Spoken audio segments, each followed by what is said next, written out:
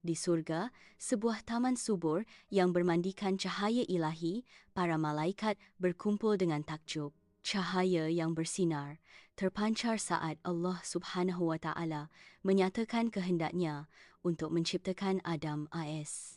Para malaikat bertukar pandang, sebuah simfoni keheranan dan keajaiban yang sunyi.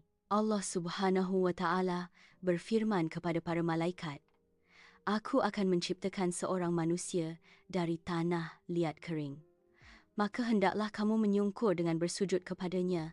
Semuanya bersujud kepada Adam AS kecuali Iblis. Di surga, Adam AS berdiri dengan kesempurnaan yang tenang di tengah taman yang subur, memancarkan cahaya. Hawa muncul, terbentuk dari tulang rusuk Adam AS, bentuknya bersinar dengan keanggunan surgawi. Berpakaian dalam cahaya murni, Adam AS dan Hawa bersukacita dalam kegembiraan surga yang tak terbatas.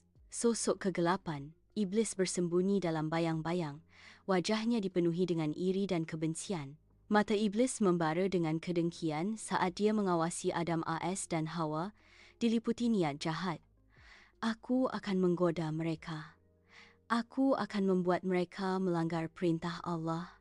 Maka Iblis pun berhasil menghasut keduanya hingga Allah menurunkannya ke bumi. Di bumi yang gersang saat senja, Adam AS dan Hawa berhiaskan dedaunan, berdiri sebagai pengasingan di negeri asing. Air mata mengalir di wajah mereka, terukir dengan penyesalan atas pelanggaran mereka yang menentukan. Adam AS menangis, lalu berdoa penuh kekhusyuan, "Ya Tuhan kami telah menzalimi diri kami sendiri.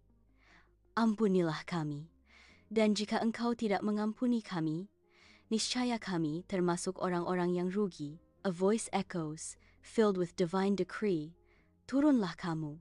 Sebahagian kamu menjadi musuh bagi sebahagian yang lain."